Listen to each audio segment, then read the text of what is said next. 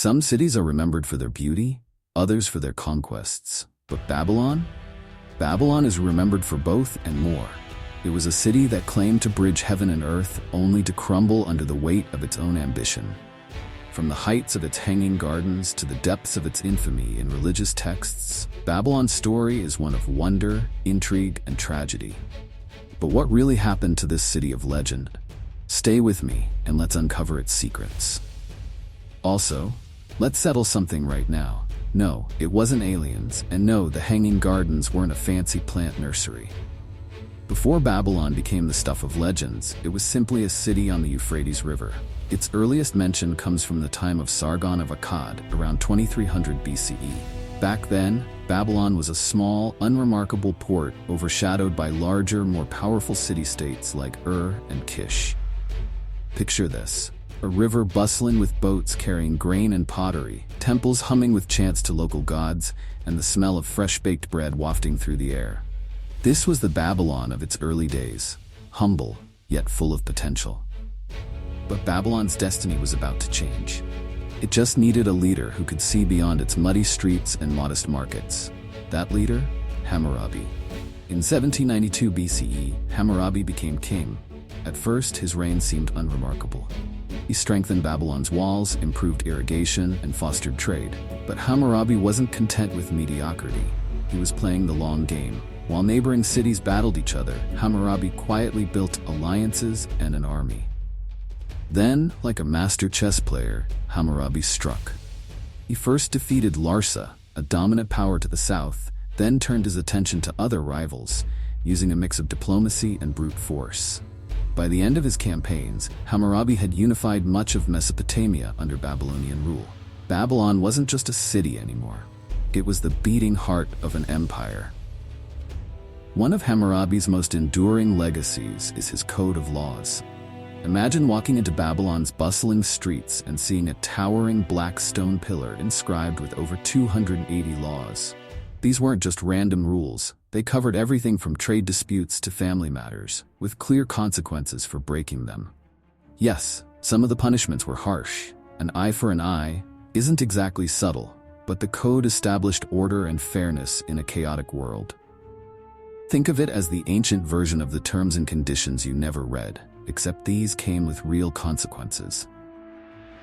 But even the most carefully laid plans can unravel.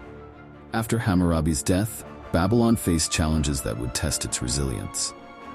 Without Hammurabi's leadership, Babylon's empire crumbled. Neighboring powers like the Hittites and Kassites invaded, sacked the city, and even renamed it Karanduniash. Yet Babylon endured. Why? Because its location on the Euphrates made it an essential hub for trade and culture. The city might have been battered, but it was far from broken.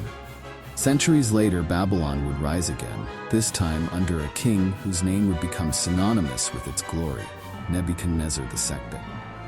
In 605 BCE, Nebuchadnezzar II ascended the throne. His vision for Babylon was nothing short of monumental. Over his 43-year reign, he transformed the city into a wonder of the ancient world. One of Nebuchadnezzar's most iconic projects was the Ishtar Gate. Covered in vibrant blue glazed tiles and adorned with golden reliefs of lions, bulls, and dragons, the gate was both a defensive structure and a statement. It declared to the world, "This is Babylon, behold its majesty." Basically, it was the ancient equivalent of putting up an Instagram-worthy entrance sign, except this one was built to last. Then there were the Hanging Gardens. Said to be built for Nebuchadnezzar's queen, who missed the greenery of her homeland. These gardens were described as a mountain of plants, watered by an ingenious irrigation system. But here's the mystery. No archaeological evidence of the gardens has ever been found in Babylon. Were they real, or were they actually located in Nineveh, as some scholars believe? Whether myth or reality, the Hanging Gardens symbolize the creativity and ambition of ancient civilizations. And they're part of what makes Babylon unforgettable. But not all stories about Babylon are tales of splendor. Some are tales of sin, rebellion, and divine punishment. In the Bible, Babylon is often portrayed as a city of hubris and decadence. The most famous story is that of the Tower of Babel, where humans dared to build a tower to reach the heavens. Angered by their pride, God scattered them and confused their language. Many historians believe this story was inspired by Babylon's ziggurat, the Etemenanki, a massive temple dedicated to Marduk. Basically, ancient Babylon tried to create the ultimate skyscraper, but it got shut down by the universe's toughest building inspector. In 539 BCE, Babylon faced its greatest threat, the Persian Empire. Cyrus the Great, a master strategist, conquered the city without a fight by diverting the Euphrates River and sneaking his army through the dry riverbed during a festival. By morning, Babylon's walls, once thought impregnable, were breached. And just like that, the Neo-Babylonian Empire came to an end. But Babylon's story didn't end there. It entered a new phase, one shrouded in mystery and rediscovery. Under Persian rule, Babylon flourished as a center of learning and culture. Its knowledge in astronomy and mathematics influenced scholars for centuries. But after the Muslim conquest in the 7th century CE, Babylon was abandoned, its once great temples reduced to ruins. In 1899, German archaeologist Robert Koldewey uncovered the Ishtar Gate, palace foundations, and other artifacts, bringing Babylon back into the spotlight. But the Hanging Gardens remain elusive. Were they here or somewhere else? The mystery endures.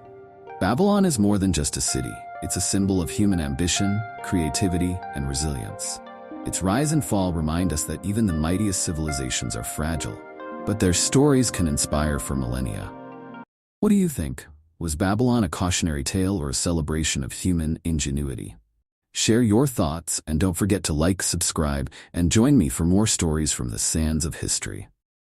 Want to explore more ancient wonders? Click here to dive into the mysteries of the past. Until next time, stay curious.